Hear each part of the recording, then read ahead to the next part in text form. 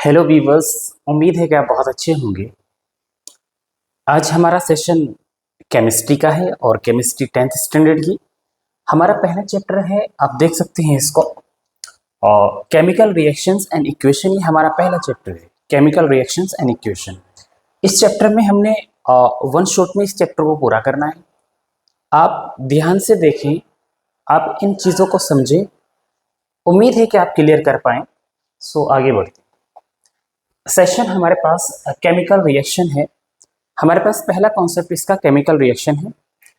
Chemical reaction में भी it is a process in which one और मोर सब्सटेंसेस, ये एक ऐसा प्रोसेस है जिसमें एक से ज्यादा सब्सटेंसेस क्या करते हैं, ये रिएक्शन करते हैं, form new substance and it can not be reversed by any physical method. एक ऐसा प्रोसेस जिसमें दो या उससे भी ज्यादा एलिमेंट क्या करते हैं, पार्टिसिपेट करते हैं और एक नई प्रॉपर्टीज का नया कंपाउंड बनाते हैं। और आगे बताया गया, आप देख सकते हैं, it can not be reversed by physical method. ये किसी भी फिजिकल मेथड से रिवर्स नहीं किया जाता है। It can not be reverse by physical method, किसी भी फिजिकल मेथड से रिवर्स नहीं किया जा सकता। तो उम्मीद है कि आपको समझ आ रहा हो, किसी भी फिजिकल मेथड से रिवर्स नहीं किया जा सकता है। आगे बढ़ते हैं हम। हमारे पास नेक्स्ट चीज है chemical reaction involves. Chemical reaction जब होती है तो उसमें कुछ चेंजेस होते हैं, इन्वॉल्व्स हमें। जैसे इसमें बताया गया, चेंज इन कलर। जब कोई केमिकल रिएक्शन होती है तो कलर में चेंजेस हो सकते हैं। चेंज इन स्टेट, उसकी स्टेट चेंज हो सकती है। स्टेट कैसे चेंज हो सकती है? जैसे हमारे पास वाटर फॉर्मेशन है, हमने हाइड्रोजन को लिया और ऑक्सीजन को लिया, दोनों गैसेज हैं। जब एक दूसरे के साथ प्रोसेस रिएक्शन का होता है तो ये लिक्विड बना लेती है, तो ये स्टेट चेंजेस का है।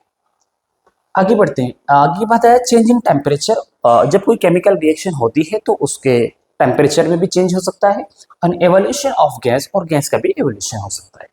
आगे बढ़ते हैं। अब हमको पढ़ना है example of our daily life.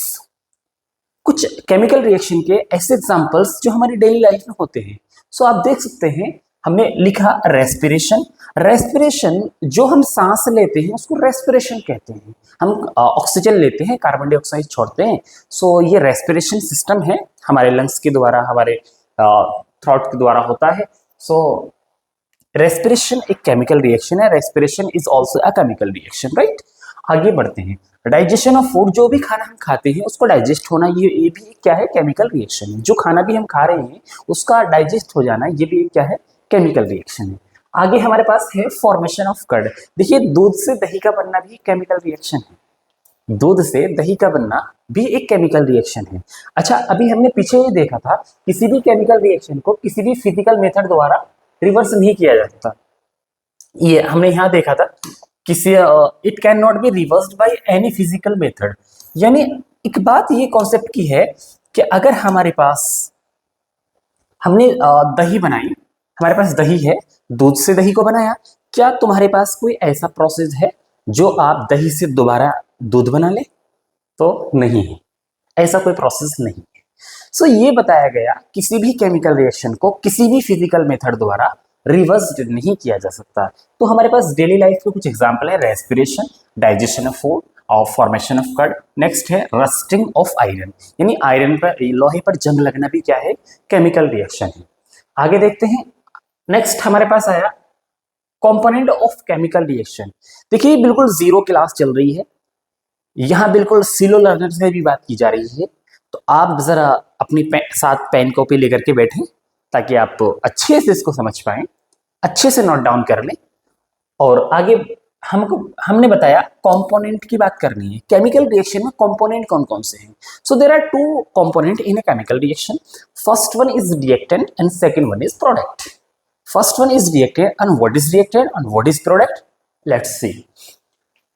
Reactant who takes part in a chemical reaction, that is reactant। वो सब्सटेंसेस जो किसी केमिकल रिएक्शन में पार्टिसिपेट करते हैं, रिएक्टेंट कहलाते हैं। उम्मीद है कि समझ में आया हो। वो सब्सटेंसेस जो किसी केमिकल रिएक्शन में पार्टिसिपेट करते हैं, रिएक्टेंट कहलाते हैं। अच्छा, आगे नेक्स्ट है हमारे पास प्रोडक्ट। प्रोडक्ट में क्या है? The substances which are formed in a chemical reaction that is product, यानी वो सब्सटेंस जो केमिकल रिएक्शन के बाद बने, यानी रिएक्टेंट के मिलने से जो भी नया कंपाउंड बनता है प्रोडक्ट कहलाता है। ये बात याद रहे, राइट। हमारे पास एग्जाम्पल है, सपोज मेरे पास ए है और बी है, इन्होंने सी और डी बनाया, तो मेरे पास ये जो है ये पार्ट, ये तो कहलाएगा LHS लेफ्ट हैंड साइड, और ये कहलाएगा RHS right hand side. LHS जो होता है एरो से लेफ्ट वाला पार्ट रिएक्टेंट होता है, अभी सिर्फ इतना जाने, ये रिएक्टेंट होता है, ये रिएक्टेंट होता है और ये प्रोडक्ट होता है, ठीक है जी। एरो से इधर वाला पार्ट रिएक्टेंट और नेक्स्ट प्रोडक्ट। सो समझ में आ गया होगा, जो सब्सटेंस किसी केमिकल रिएक्शन में पार्टिसिपेट करते हैं रिएक्टेंट कहलाते हैं। वो सब्सटेंस जो किसी केमिकल रिएक्शन में बनते हैं, जैसे रिएक्टेंट के मिलने से क्या बना, प्रोडक्ट बना, ठीक है। तो ये हमारे पास LHS और RHS, इसकी बहुत अच्छी कॉन्सेप्ट, यानी बैलेंसिंग रिएक्शन कैसे बनती हैं, ये सब हम एक बताएंगे आपको। आगे बढ़ते हैं। हमारे पास आया केमिकल इक्वेशन। केमिकल इक्वेशन क्या होती है? केमिकल रिएक्शन के बारे में हमने जान लिया, केमिकल इक्वेशन के बारे में हम जानते हैं। चलो देखते हैं क्या होते हैं। A chemical reaction can be represented by chemical equation. Chemical reaction को केमिकल इक्वेशन से रिप्रेजेंट किया जा सकता है। And what is the difference between chemical reaction and chemical equation? Let's see. बताया गया it involves use of symbols. यहां पर सिंबल्स का यूज किया जाता है ऑफ सब्सटेंसेस, सब्सटेंस और ऑफ रिएक्टेंट एंड प्रोडक्ट। जो भी हम रिएक्शन कर रहे हैं, चाहे वो रिएक्टेंट में हो या फिर प्रोडक्ट में हो, उनके हम सिंबल का यूज करेंगे। सिंबल जैसे हाइड्रोजन को H कहते हैं, हीलियम को He कहते हैं, सोडियम को Na कहते हैं, सीजियम को CS कहते हैं। इस तरह से ये सिंबल होते हैं। आगे बताया with mention of physical state.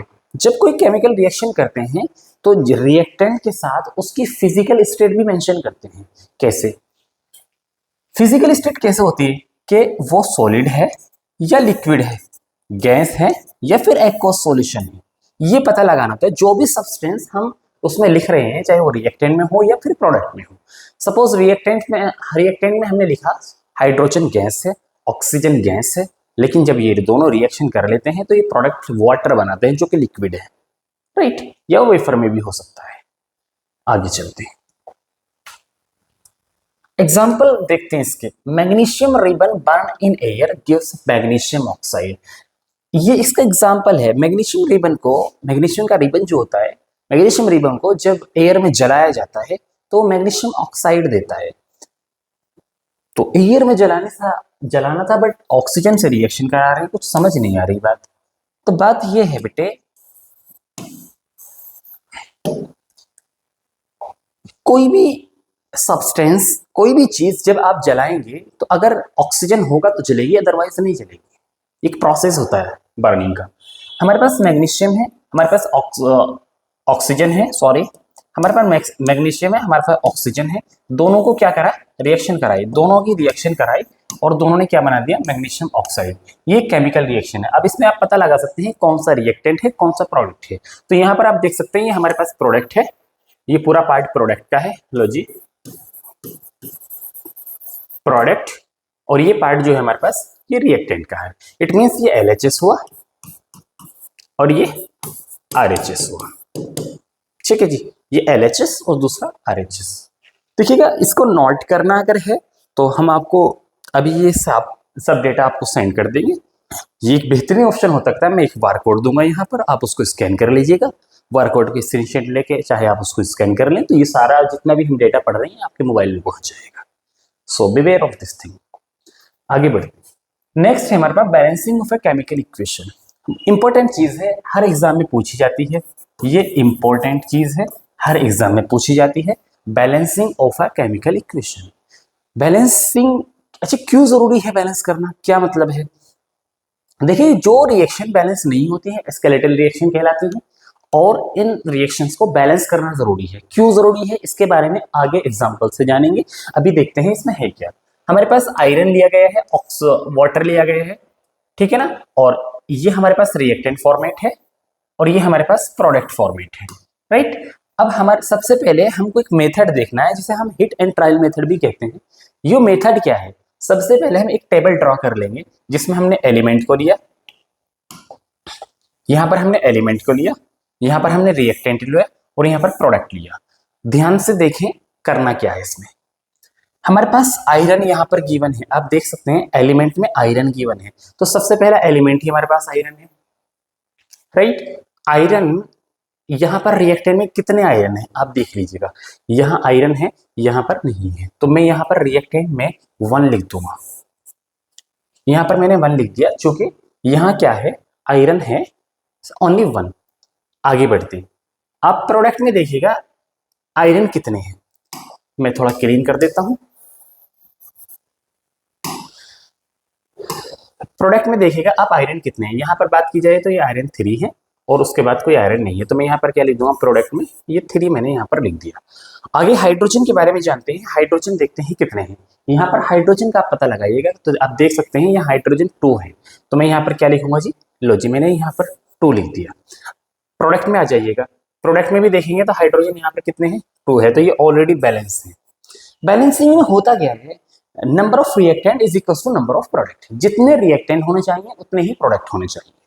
क्यों होने चाहिए, तो law of conservation of mass आपने 9th क्लास में पढ़ेगा, matter can neither be created nor destroyed in a chemical reaction. 9th class में आपने पढ़ा होगा कि matter can neither be created nor destroyed in a chemical reaction, so the number of reactant is equal to number of product. ये एक law था जो 9th standard में पढ़ा था, बट ये अभी हम एग्जाम्पल से समझेंगे, समझ में आ जाएगी आपकी बात। तो यहाँ हाइड्रोजन ऑलरेडी बैलेंस है, हमारा मतलब ये है जितने आयरन इधर हो उतने ही आयरन इधर हो, जितने हाइड्रोजन इधर हो उतने ही हाइड्रोजन इधर हो, जितना ऑक्सीजन इधर हो उतना ही ऑक्सीजन इधर हो। बस हमने ये करना है, चाहे आप जो भी मेथड इस्तेमाल करें, एग्जामिनर को रिएक्शन बैलेंस चाहिए होती है, वो तुम्हारे मेथड से मतलब नहीं होता। हम लोग को क्या चाहिए, बैलेंस इक्वेशन चाहिए, मैटर नहीं करता कि आप कैसे कर रहे हो। चलो चलो देखते हैं। सो हमारे पास हाइड्रोजन भी हो गया, अब नेक्स्ट ऑक्सीजन पे चलते हैं। यहाँ ऑक्सीजन 1 है, मैं यहाँ 1 लिख देता हूँ, लीजिए मैंने वहां 1 लिख दिया। अब प्रोडक्ट में देख लीजिएगा ऑक्सीजन कितने हैं, और सॉरी एक मिसिंग है भाई, एक प्रिंटिंग मिस्टेक है, ये हाइड्रोजन ही है, ये ऑक्सीजन नहीं है इसके साथ, सॉरी फॉर डू, ठीक है।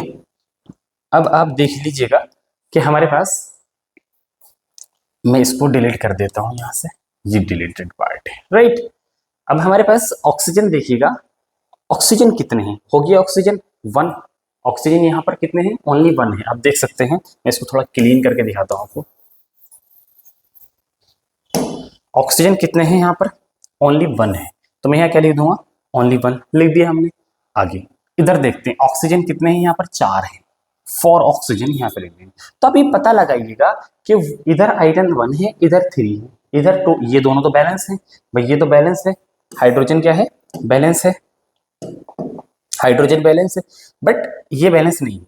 सो ये एक तरीका होता है बैलेंस करने का। सबसे पहले एक बात ख्याल रखें, do not right anything inside the reaction, reaction के अंदर या इनसाइड द ब्रैकेट्स, मैंने ब्रैकेट्स लगाए हैं यहाँ पर, जो रिएक्शन यहाँ पर हो रही है यहाँ पर ब्रैकेट लगे होते हैं, इन ब्रैकेट्स के आजू बाजू, इन ब्रैकेट्स के अंदर आपने कुछ नहीं लिखना है, यहाँ पर इस साइड में आपने कुछ नहीं लिखना, राइट, यहाँ कुछ नहीं लिखना है। जब भी हम बैलेंस करेंगे तो सामने लिखना होता है हमको, ये बात याद रहे, ठीक है। अब हमने क्या करना है, अगर मैं इसको 3 से मल्टीपल कर दूं तो ये 3 हो जाएगा, तो दोनों सेम हो गए। देखिए यहाँ भी कंप्लीट, यहाँ भी कंप्लीट, तो मैंने किधर 3 से मल्टीपल, रिएक्टेंट में, रिएक्टेंट में आयरन क्या है, तो मैं 3 यहाँ पर लिखूंगा, क्लियर। आगे ये हमारा बैलेंस है, अगर मैं यहाँ से 4 से मल्टीपल कर दूं तो ये कितना हो जाएगा, 4। मैंने कहाँ किया, रिएक्टेंट में, रिएक्टेंट में ऑक्सीजन यहाँ है, यहाँ पर मैंने लिख दिया 4। अब एक चीज मैं आपको बताऊं,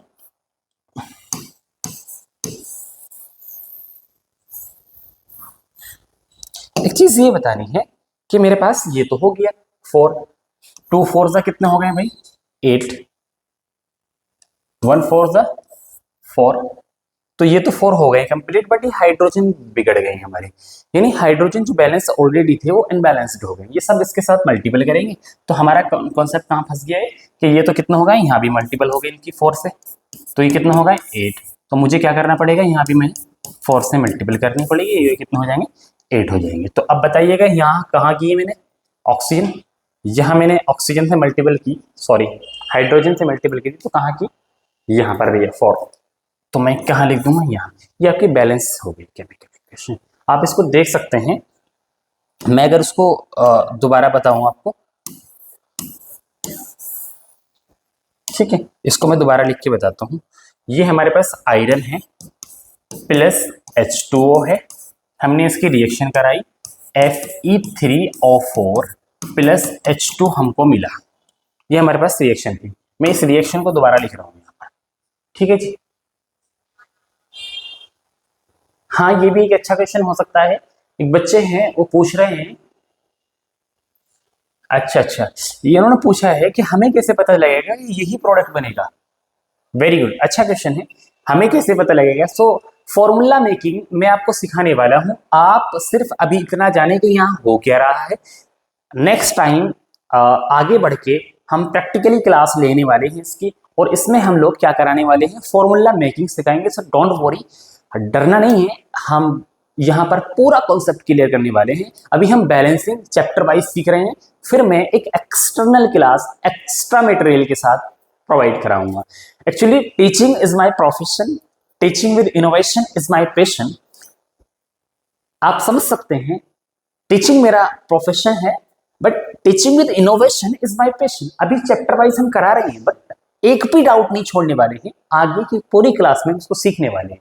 formula making I will make you understand, मैं आपको पूरा समझाऊंगा फॉर्मूला मेकिंग, आप जरा ध्यान से देखिएगा। सो ये हमारे पास रिएक्शन थी, तो यहाँ हमने क्या किया, एक ब्रैकेट लगा दिया हमने, और इसमें क्या बात मानी है, do not right anything inside the bracket. Bracket के अंदर कुछ नहीं लिखना, यहाँ पर हमने 3 लगा दिया, यहाँ पर हमने 4 लगा दिया, और ये हमारे पास 4 लगा दिया, हमारी इक्वेशन बैलेंस हो गई। ये आपका होमवर्क है, ये आप खुद करके देखना इसको। Mg प्लस O2 MgO, क्या ये बैलेंस्ड है, अगर है तो फिर कैसे है, या नहीं है तो फिर करके बताइए, आप इस मेथड से कर सकते हैं।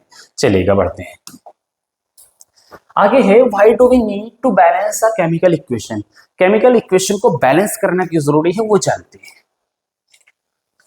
Law of conservation of mass, इसी के बारे में हम बात कर रहे थे अभी। Matter can neither be created nor destroyed in a chemical reaction, so the number of element involved in a chemical reaction should remain same at reactant product side। दोनों इसमें ये बताया जाएगा, 9th क्लास में हमने एक लॉज पढ़ा था, law of conservation of mass, उसमें ये बताया था matter can neither be created, ना तो वो बन सकता है, not destroyed in a chemical reaction, ना वो बन सकता है। So the number of reactant is equals to number of product. Number of element involve in a chemical reaction, जो भी एलिमेंट के नंबर केमिकल रिएक्शन में इन्वॉल्व है शुड रिमेन सेम, वो क्या होने चाहिए, सेम होने चाहिए, reactant and product side, at reactant and product दोनों साइड क्या होने चाहिए, सेम होने चाहिए। तो इसलिए हमको बैलेंस करनी पड़ती है। चलिए बढ़ते हैं आगे। हमारे पास types of chemical equation, chemical equation के टाइप्स क्या होते हैं। सबसे पहले चीज है हमारे पास combination reaction, the reaction in which 2 और more reactants combine to form single product, ऐसी रिएक्शन जिसमें एक या उससे भी ज्यादा एलिमेंट क्या करते हैं, रिएक्टेंट क्या करते हैं, कंबाइन होते हैं और बनाते हैं एक सिंगल प्रोडक्ट। जैसे हमारे पास A और प्लस B दोनों को जोड़ा गया, दोनों आपस में रिएक्शन की और क्या बना लिया जी, AB बना लिया, ये हमारे पास कॉम्बिनेशन रिएक्शन। ठीक है, बढ़ते हैं आगे। टाइप्स ऑफ केमिकल इक्वेशन में आपने कॉम्बिनेशन रिएक्शन पढ़ा, कॉम्बिनेशन रिएक्शन के कुछ एग्जांपल हमारे पास यहाँ पर हैं। बर्निंग ऑफ कॉयल, जिससे कोयले का जलना, कार्बन और ऑक्सीजन के साथ जब रिएक्शन करता है तो कार्बन डाइऑक्साइड बना लेता है, ये हमारे पास कॉम्बिनेशन रिएक्शन है। 2 या उससे भी ज्यादा एलिमेंट मिलकर, रिएक्टेंट मिलकर एक नया सिंगल कंपाउंड बनाते हैं, कॉम्बिनेशन रिएक्शन। ठीक है जी। फिर है फॉर्मेशन ऑफ वाटर, देखिए पानी का बनना, फॉर्मेशन H2 हमारे पास गैस है, O2 हमारे पास गैस है, वाटर बना लेते हैं, ये भी क्या है, कॉम्बिनेशन रिएक्शन है। ठीक है जी, क्लियर हो गई होगी उम्मीद है। आगे बढ़ाए हमारे पास डिकम्पोजिशन रिएक्शन, देखिए ये उसका जस्ट अपोजिट है, वहां पर बहुत केमिकल रिएक्टेंट में क्या हो रहे थे, रिएक्टेंट जुड़ रहे थे, एक सिंगल कंपाउंड बना रहे थे। यहाँ देखते हैं क्या होता है। The in this reaction a compound splits into two or more substance is called decomposition reaction। एक सब्सटेंस क्या होता है, एक कंपाउंड स्प्लिट्स होता है, पिघलता है। यहाँ पर जैसे हमारे पास ए है, ओनली ए क्या होगा, स्प्लिट्स हो जाएगा, पिघल जाएगा, मेल्ट हो जाएगा, टूट जाएगा, कुछ भी कह सकते हैं आप। तो बी और प्लस सी में चला जाएगा। इसके कुछ टाइप्स हैं, कैसे कैसे मेल्ट हो सकता है, कैसे कैसे वो टूट सकता है, ब्रेक कैसे होएगा वो। देखिएगा हमारे पास टाइप्स ऑफ डिकम्पोजिशन रिएक्शन के 3 टाइप्स हमने पढ़ने हैं। थर्मल डिकम्पोजिशन, इलेक्ट्रोलाइटिक डिकम्पोजिशन और फोटोसिंथेसिस डिकम्पोजिशन। इंपॉर्टेंट रिएक्शन है, जरा ध्यान से समझिए, बोर्ड में भी कई बार पूछी गई है। सो डिकम्पोजिशन रिएक्शन में क्या होता है, अ कंपाउंड स्प्लिट्स इनटू 2 और मोर सब्सटेंसेस, यानी एक कंपाउंड क्या होता है, 2 और मोर कंपाउंड्स में क्या हो जाता है, टूट जाता है। इसके 3 पार्ट्स में बदल सकता है, थर्मल डिकम्पोजिशन होगा या इलेक्ट्रोलाइटिक डिकम्पोजिशन या फोटोसिंथेसिस डिकम्पोजिशन। बढ़ते हैं आगे। नेक्स्ट हमारे पास है थर्मल डिकम्पोजिशन, जो हमने यहाँ जाना था। नंबर फर्स्ट हमने इसको पढ़ा, थर्मल डिकम्पोजिशन। थर्मल डिकम्पोजिशन में when decomposition is carried out by heating, जब कोई ऐसा डिकम्पोजिशन जो हीट के द्वारा किया जा रहा हो। जैसे हमने बात कैल्शियम कार्बोनेट है, कैल्शियम कार्बोनेट को जब गर्म किया जाएगा, हीट किया जाएगा, तो कैल्शियम ऑक्साइड और कार्बन डाइऑक्साइड वो टूट जाएगा। ये डिकम्पोजिशन रिएक्शन है। कौन सी डिकम्पोजिशन रिएक्शन है, थर्मल डिकम्पोजिशन रिएक्शन है। क्योंकि ये क्यों है, क्योंकि ये हीट के द्वारा की जा रही है। ठीक है, हमारे पास नेक्स्ट इसका एग्जांपल है NH4Cl, यानी अमोनियम क्लोराइड हमारे पास है। जब उसको गर्म किया जाता है, हीट किया जाता है, तो वो अमोनिया में बदल जाता है और HCl गैस दे देता है। ये हमारे पास इसके एग्जांपल हैं। आगे बढ़ते हैं। नेक्स्ट हमारा आया इलेक्ट्रोलाइटिक डिकम्पोजिशन। इलेक्ट्रोलाइटिक नाम से ही आपको पता लग रहा होगा, इलेक्ट्रिसिटी द्वारा होने वाला डिकम्पोजिशन।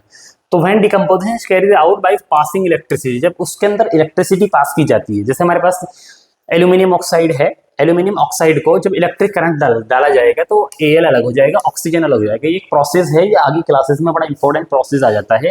इलेक्ट्रोलाइटिक, इलेक्ट्रोकेमिस्ट्री में बहुत अच्छा यूज है इसका। खैर अभी सिर्फ इतना जाने, हमारे पास वाटर है, वाटर के अंदर जब करंट डाला जाता है, हाइड्रोजन अलग और ऑक्सीजन अलग, ये प्रोसेस होता है। ये हमारा है इलेक्ट्रोलाइटिक डिकम्पोजिशन, राइट। आगे बढ़ते हैं।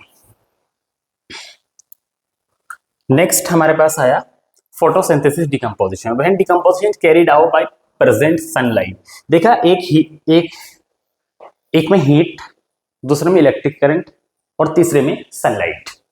ये एक ऐसा फोटोसिंथेसिस डिकम्पोजिशन, आप नाम से ही पता लगा सकते हैं। AgCl हमारे पास है, सनलाइट के प्रेजेंस में जब इसको डाला जाता है तो Ag अलग और Cl अलग हो जाता है, Cl2 अलग हो जाता है। इसी तरह वाटर का फॉर्मेशन है, H2O2 वाटर फॉर्मेट जो होते हैं। H2O2 में क्या होता है, ऑक्सीजन अलग और 2OH अलग, ये अलग हो जाते हैं। क्योंकि आपका 3 तरह के अपने डिकम्पोजिशन पड़े। अगली रिएक्शन हमारे पास है डिस्प्लेसमेंट रिएक्शन। इंपॉर्टेंट रिएक्शन है, जरा ध्यान से पढ़ें। केमिस्ट्री पढ़ने वालों के लिए बहुत ज्यादा इंपॉर्टेंट रिएक्शन होने वाली है। डिकम्पोजिशन दी है the reaction in which more reactive element displace less reactive element. अब इसके लिए एक चीज है, आपको चैप्टर नंबर 3 में एक रिएक्टिविटी सीरीज पढ़ने को मिलेगी। चैप्टर नंबर 3 में मेटल्स एंड नॉन मेटल्स में, वहां पर एक रिएक्टिविटी सीरीज गिवन है। सबसे पहला एलिमेंट पोटेशियम गिवन है, उसमें आप देख सकते हैं वहाँ रिएक्टिविटी सीरीज हम पढ़ेंगे भी, उसको प्रैक्टिकली भी जानेंगे। तो अभी क्या है यहाँ पर, मोर रिएक्टिव एलिमेंट, सबसे ज्यादा रिएक्टिव एलिमेंट क्या होता है, ज्यादा reactive element less reactive element को उसको कंपाउंड से तोड़ देता है। जैसे हमारे पास आयरन है, आयरन भी हमारे पास मेटल है और Cu भी हमारे पास मेटल है, बट आयरन क्या है जी, आयरन ज्यादा रिएक्टिव है Cu से। आयरन Cu से ज्यादा रिएक्टिव है, तो क्या करेगा, इसके कंपाउंड से इसको तोड़ देगा। तो यहाँ क्या बना लेगा, Fe के साथ SO4 बना लेगा, FeSO4, ये इसके साथ जुड़ के आगे चला जाएगा। और बाकी क्या बचा यहाँ पर, बेचारा Cu वो यहाँ चला गया। ठीक है जी, ये डिस्प्लेसमेंट रिएक्शन है, राइट। तो आगे बढ़ते हैं, यानी more reactive elements displaces less reactive element, यानी वो लेस रिएक्टिव एलिमेंट को डिस्प्लेस कर देता है। नेक्स्ट पार्ट हमारे पास है डबल डिस्प्लेसमेंट रिएक्शन। जितना इंपॉर्टेंट डिस्प्लेसमेंट रिएक्शन, उससे double important double displacement reaction. चलो जानते हैं। A reaction in which new compound are formed by mutual exchanges of ion between two compound। दो compounds के बीच जो mutual exchanges होता है इनका, वो क्या होता है जी, डबल डिस्प्लेसमेंट रिएक्शन में आता है। क्या मतलब ये बेटे, हमारे पास Na2SO4 है, BaCl2, ये हमारे पास पॉजिटिव, ये है नेगेटिव। ये पॉजिटिव, सॉरी गलत लिखा गया, ये पॉजिटिव और ये नेगेटिव। तो ये क्या करते हैं, म्यूचुअल एक्सचेंजेस कर लेते हैं। ये पॉजिटिव इसका नेगेटिव ले लेगा, ठीक है जी, देख लो NaCl यहाँ पर बना लिया। अब ये पॉजिटिव इसका नेगेटिव ले लेगा, ये देखो BaSO4। तो ये म्यूचुअल एक्सचेंजेस हो रहे हैं आयन के। यहाँ पर सोडियम सल्फेट था, बेरियम क्लोराइड से उसने म्यूचुअल एक्सचेंजेस किया और बना लिया बेरियम सल्फेट और सोडियम क्लोराइड। इसी तरह नीचे फॉर्मेट में है AgNO3 यानी सिल्वर नाइट्रेट जब NaCl के साथ रिएक्शन करता है तो ये AgCl के साथ और NaNO3 के साथ, ठीक है जी, AgCl और NaNO3 ये बना लेते हैं। यानी सिल्वर नाइट्रेट जब सोडियम क्लोराइड के साथ रिएक्शन करता है, म्यूचुअल एक्सचेंजेस करते हैं, तो यहाँ पर सिल्वर क्लोराइड और सोडियम नाइट्रेट बना लेते हैं, ठीक है। ये डबल डिस्प्लेसमेंट रिएक्शन है, इंपॉर्टेंट रिएक्शन है, आपके एग्जाम्स में पूछी जाती है, ध्यान से समझना। आगे हमारे पास है ऑक्सीडेशन एंड रिडक्शन। ऑक्सीडेशन क्या होता है? The addition of oxygen to substance, the removal of hydrogen from a substance. किसी रिएक्शन में द एडिशन ऑफ ऑक्सीजन, किसी सब्सटेंस से ऑक्सीजन का जुड़ना एंड हाइड्रोजन का रिमूव होना, ये ऑक्सीडेशन कहलाता है। रिडक्शन में क्या है? इसका एग्जांपल अभी नीचे देखने वाले हैं। द एडिशन ऑफ हाइड्रोजन, इसका जस्ट अपोजिट है। यहाँ पर एडिशन ऑफ ऑक्सीजन था, यहाँ पर एडिशन ऑफ हाइड्रोजन है। यहाँ पर रिमूवल ऑफ हाइड्रोजन था, यहाँ पर रिमूवल ऑफ ऑक्सीजन है, बिल्कुल जस्ट अपोजिट, ठीक है। फ्रॉम अ सब्सटेंस मतलब किसी में ऑक्सीजन का जुड़ना, हाइड्रोजन का निकलना, ऑक्सीडेशन, और हाइड्रोजन का जुड़ना, ऑक्सीजन का निकलना, ये हमारा रिडक्शन है, राइट। इसका एग्जांपल हमारे पास ये है, जैसे Cu प्लस O2, यहाँ CuO बना, तो CuO प्लस, ये देखिएगा यहाँ पर ऑक्सीजन जुड़ गया ना, तो ऑक्सीडेशन हो गया। बट यहाँ पर नीचे रिएक्शन शो की है हमने, एक रिएक्शन जो यहाँ पर, जो हम यहाँ पढ़ने वाले थे, यहाँ पर हमने रिएक्शन CuO प्लस H2 के प्रेजेंस में जब रिएक्शन कराई जाएगी, CuO और H2 के प्रेजेंस में जब हमारी रिएक्शन कराई जाएगी, तो ये क्या बन रहा है? Cu अलग हो गया और ऑक्सीजन अलग हो गया। तो यहाँ पर ऑक्सीजन रिमूव हुआ, जो यहाँ बात की जा रही थी, addition of hydrogen and removal of oxygen. तो रिमूवल, तो यहाँ क्या हुआ? ऑक्सीजन रिमूव हुआ, तो मतलब क्या हुआ? रिडक्शन हुआ। यहाँ पर हाइड्रोजन सिंगल था, हाइड्रोजन के साथ क्या जुड़ गया? ऑक्सीजन, तो यहाँ क्या हो गया? ऑक्सीडेशन हो गया। यहाँ क्या हो गया जी? ऑक्सीडेशन। तो इस रिएक्शन में रिडक्शन और ऑक्सीडेशन एक ही रिएक्शन हो रहा है। अच्छा, एक इंपॉर्टेंट बात, ऐसी रिएक्शन जिसमें ऑक्सीडेशन और रिडक्शन एक ही रिएक्शन में हो रहा हो, उसे हम रेडॉक्स रिएक्शन कहते हैं। क्या कहते हैं जी? रेडॉक्स रिएक्शन कहते हैं।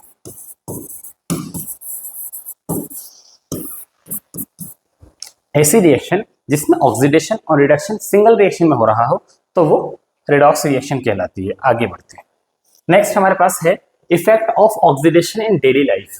यानी ये इफेक्ट है ऑक्सीडेशन के डेली लाइफ में। हमारे पास कॉरोजन है, कॉरोजन में व्हेन मैं देखिए मेंटल लिख दिया, मेटल होता है वो मेंटल लिख दिया गया है, मेटल होता है, सॉरी।